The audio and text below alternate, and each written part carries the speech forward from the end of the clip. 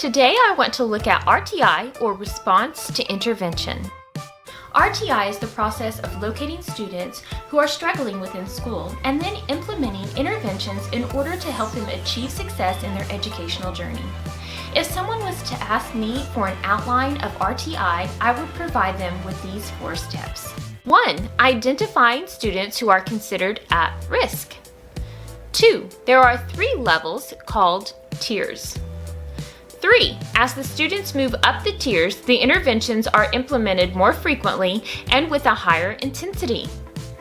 4. Data is gathered throughout the process for progress monitoring. So what is progress monitoring? Progress monitoring is simply an assessment that you regularly give to the students. The frequency of these assessments will depend upon the tier or level that the student is on. You will want to begin with a baseline of data. This will provide you with a starting point in order to measure growth. Your assessments do not have to be digital. However, 2 of my favorite digital progress monitoring assessments are Lyrics to Learn and Study Island.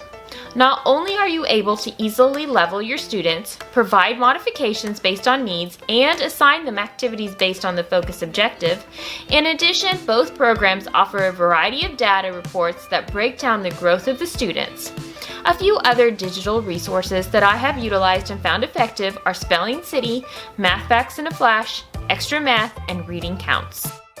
Now that we reviewed the basic concept of RTI, let's look at how at-risk students are identified. Each district implements a universal or systematic screening. These tests are usually given to the entire district, but they can be a class, school, or district test. These assessments are taken several times throughout the year. 2 examples of these types of screenings are the STAR test and Ames Web. Once the students have completed the assessments, it then places them into categories. This identifies the struggling or at-risk students. This provides a source of growth monitoring or benchmarking. I mentioned earlier that there are 3 tiers to RTI. Tier 1 is the lowest or least intensive. If a teacher has a student on Tier 1 in her classroom, she needs to be differentiating the instruction based on the student's needs. Consider the student's learning style. Make sure you are providing appropriate wait time for answers. Incorporate group projects if needed. Also, model note-taking, test-taking, problem-solving, organizational, study, and memory skills. The implementation of this tier should not exceed 8 weeks. Once the 8 weeks are up, the team should reconvene and the data should be reviewed. If the student is showing progress, discussion needs to ensue regarding dismissal from RTI. If, after review of the data, the RTI team concludes that although gains are evident, the student could still benefit from the current support he or she is receiving, the team may discuss to leave him on the current plan. However, if the data is showing little to no growth, or if the student has regressed, the RTI team would first review the interventions to make sure that they believe the interventions appropriately differentiate for the student. If they conclude that the interventions were well formulated but more support is needed, then a discussion would be opened regarding progression into Tier 2. Tier 2 increases the intensity of the intervention utilized with the student who is struggling. Students in Tier 2 need a more intensive intervention than those in Tier 1. The teacher meets in small groups with the Tier 2 students. Within these small groups, the teacher can be conducting reading groups, working on the objective concept that the students need to focus on. She can also be utilizing other resources within her small group. An example of this would be the match and sort boxes from Lakeshore Learning. Once you get to Tier 2, it is optional for the student to be receiving services out of the classroom as well as inside the classroom. An example of this is Title I. The student could be pulled for a short lesson with the Title I teacher. However, it is important to keep in mind that parents are allowed to refuse the Title I services. Some parents will opt for this, especially if their child is missing class to attend. Remember to accumulate data throughout Tier 2. Teacher notes regarding the student's progression are also very helpful on all levels of RTI.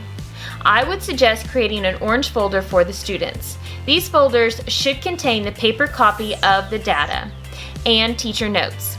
In addition, I would suggest that either attached in the front of the folder or placed in the front of the folder should be a shortened version of all of the data within the student's file.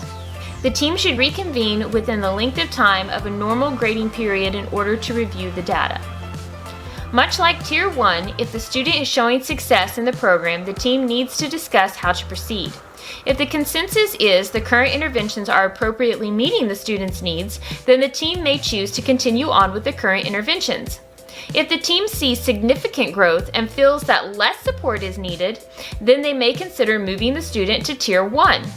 If the decision is to continue on with Tier 2, then plans need to be made to reconvene within the same length for data review. However, as was the case with Tier 1, if the data is showing little to no growth, or if the student has regressed, the RTI team would first review the interventions to make sure that they are appropriately differentiated for the student. This is an important step not to skip. The solution is not always progression through the tiers. There are times that the interventions themselves, even if they have worked with other students, may not be meeting the needs of this student. Therefore, they require modification. If, however, the interventions are constructively, not negatively, but constructively looked at and deemed worthy, and the team feels that more support is needed, then a discussion would be open regarding progression into Tier 3. Tier 3 is the highest, most individualized, and intensive level. Students on Tier 3 receive individualized interventions. Their teachers meet with them individually and complete modified instructions, lessons, activities, and/or readings over the identified concept. These students would also be eligible for Title I services. Keeping updated data and teacher notes is highly important throughout this process. As with the other two tiers, if the student is showing success in the program, the teams need to discuss how to proceed. If the consensus is the current interventions are appropriately meeting the needs of the student, the team may choose to continue with the current interventions. If significant growth is seen and less support is needed, then the student may be moved to Tier 2. Some of the additional interventions that could be modified for any of the tiers are Study Island, Lyrics to Learn, Reading, Math Facts in a Flash, Spelling City, and Extra Math. Just as a reminder, some of these interventions provide you with some wonderful data resources that will allow you to easily progress monitor. What about eligibility for special education? Again, as with the other tiers, if the data is showing minimal growth or regression, the RTI team needs to take a closer look at the data. While reviewing the data, it is important to remember that it takes time for interventions to work. Also, see if the team can locate a default in the interventions with that student. Was there an intervention utilized in the past that worked better? If so, maybe this intervention should be implemented for a trial period. Perhaps the teacher noted that the current intervention didn't hold the student's attention. Therefore, she needs additional ideas on what she could do with the student. Go even farther into your data gathering and look at the student's attendance report. How many data points has the teacher been able to collect? Has the student missed multiple days of school? These are great questions to ask at each and every level of the RTI process before moving the student up a level. This helps us assure that the student stays in the least restrictive environment possible. If you have a student on Tier 3, you have provided sufficient time for the RTI process to work, you have reviewed all of the previous questions and data information, and you still feel that they need additional help which an RTI modification cannot provide to them, that would be the time to consider a 504 or an IEP. I have continuously referred to the RTI team. However, I have not elaborated on the individuals required to attend these meetings. These requirements vary depending on what state, districts, or school you attend. Therefore, I am going to provide you with an answer that is directly related to my personal experiences. In my experience, an IEP team has consisted of a general education teacher, principal, reading specialist or Title I teacher, specialist of student accountability, assessment, and instructional technology, occasionally our school counselor, and sometimes the special education teacher or administrator. When the special education individual was present, she was there to discuss the student intervention for RTI at all levels. She collaborated on if the student was at the appropriate level, if they should progress, be dismissed from RTI, or maintain their current level. She was not there just to implement evaluation or discuss eligibility for special education. Although accumulating the data, progress monitoring, differentiating instruction, and keeping folders up to date with teacher notes can be challenging, I promise that the benefits outweigh those challenges. For our reward is student success in their educational journey. Thank you so much for watching. And remember to be proud of your work, productive in your day, and positively joyful.